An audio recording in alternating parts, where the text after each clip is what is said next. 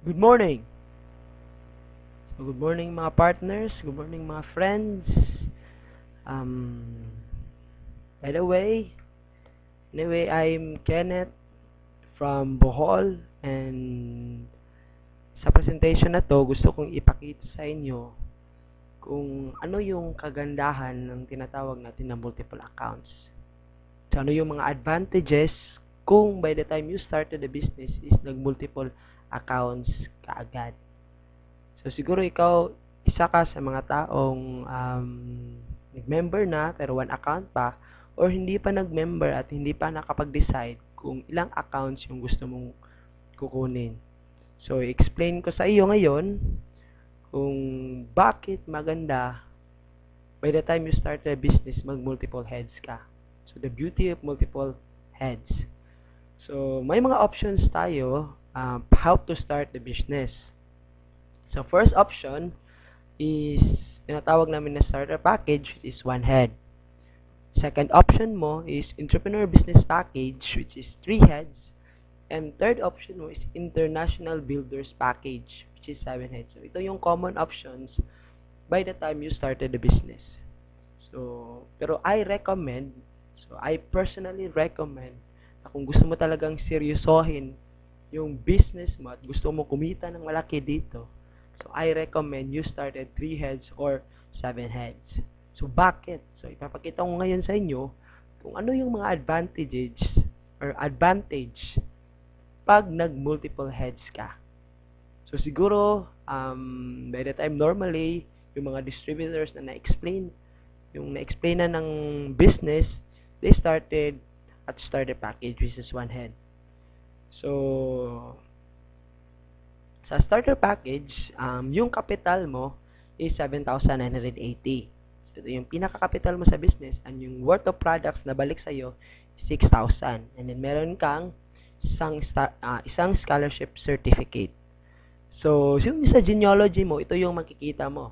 So, one account, meron kang left, meron kang right.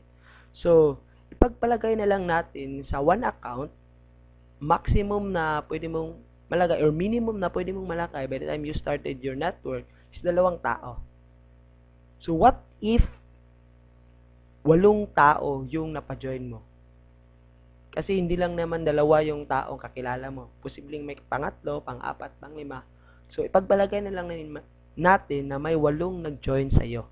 So, ano yung magiging scenario or ano yung magiging structure nito para ma-maximize mo yung income pag one account ka lang? So, ito yung magiging scenario. 4 sa left and 4 sa right. So, possibly, yung income na makukuha mo sa 8 tao na nag-join, sa sponsoring bonus, kikita ka ng 8 tigpa 500. So, 500 times 8, 4,000. And then, sa matching bonus, so, kikita ka ng 4 na tigwa 1,500. Okay?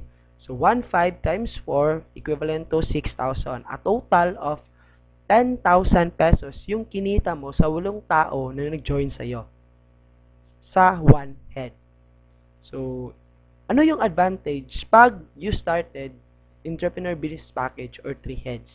So, magkano yung capital sa entrepreneur business package? Yung capital is 23,940. So, 7,980 times 3. So, yung worth of products na nabalik sa'yo is 18,000. And then, ito yung magiging structure mo. Ikaw yan si U1, U2, at saka si U3. So, by the time you started the business, ganito yung structure na makikita mo sa genealogy mo. So, mayroon siyang tinatawag na cash payback. Ibig sabihin, by the time you invested 23,940, automatic, kumita ka na agad ng 2,500. So, saan yun? Nanggaling. So, by the time nag-invest ka, parang naka-recruit ka ng 2 tao. So, 500, 500, 1,500, a total of 2,500. So, makikita mo yung return of investment na nabalik sa'yo or yung return is 18,000 na products plus 2,500. So, a total of 20,500. Okay? So, yung cash out, parang yung pera na talagang pinalabas mo, inilabas mo by the time na na-consume mo lahat ng products or nabenta mo, plus yung 2,500 na cash, automatic makukuha mo. So, kulang-kulang na 3,440 only lang yung napagawas na pera mo. Kasi 23,940 minus 20,500, so nasa 3,440 lang. So, kagandahan nito, mayroong tatlong scholarship or mayroon pa siyang tatlong scholarship na makukuha mo by the time you invested 23,940. So, the same scenario, yung pagpalagay natin nangyari na mayroong 8 taong nag-join sa iyo, ito yung magiging scenario. So, tigda dalawa. So, under kay U3, 2 tao sa left at saka sa right. And then, sa U2, 2 tao left at saka sa right. So, magkano yung income mo? Sa 8 tao na nag-join, ng 3 heads yung, nagsimula ka ng 3 heads. So, yung income mo, the same, sponsoring bonus is 500 times 8, 4,000. Pero sa matching bonus, kikita si U3 ng 2 tigwa 1.5. Okay? Kasi may 2 match na nangyari under kay U3. So, 3,000. The same kay U2, 3,000 din. And then kay U1, mayroong 4 na match. Kasi 4 sa left and 4 sa right. So, total of 6,000.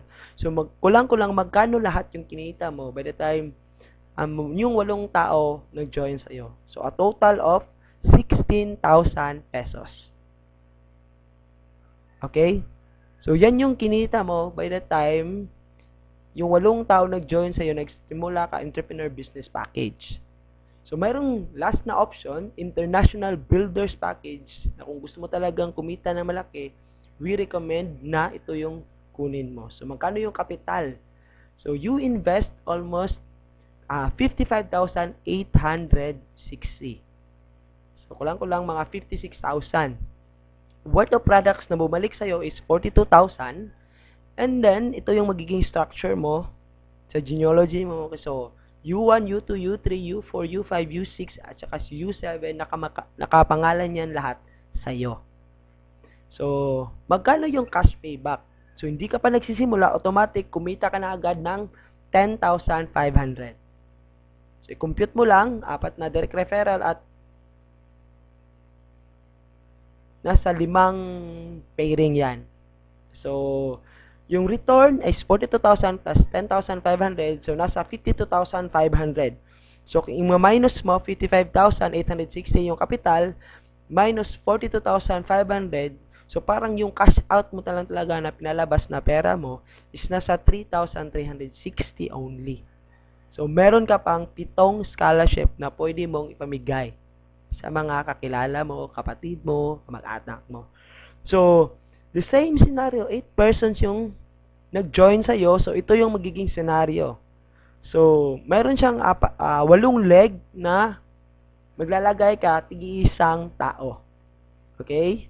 So, yung income mo, magkano yung income mo sa 8 tao?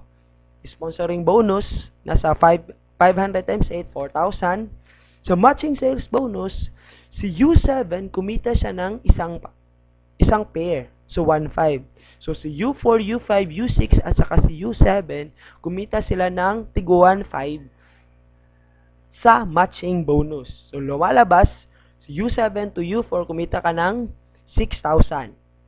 Okay? Si U3 at saka si U2, kumita ng tigda 1.5. So, a total of 3,000 times 2, 6,000. And then si U1, 4 na 1.5, so kumita siya ng 6,000. So, lumalabas yung total na income na kinita mo sa 8 tao is 22,000. So, ano yung pinagkaiba? Tingnan natin yung income comparison. So, sa 8 persons na nag-join sa'yo, pag 1 head ka lang, 10,000 yung kikitain mo. Pag 3 heads ka, 16,000. Pero pag 7 heads ka, kikita ka agad ng 22,000 pesos. So, sa palagay mo, ano yung mas maganda? 1 head, 3 heads, or 7 heads? So, ito yung kagandahan ng multiple heads. The same effort pero different results yung makukuha mo. Pag nag 1 head ka lang, 3 heads ka lang, and 7 heads.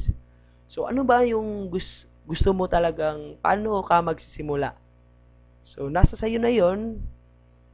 And I hope na mayroon kang nakuha sa presentation na to, and we recommend talaga na mag 7 heads ka kung gusto mo talagang kumita ng malaki sa AIM Global.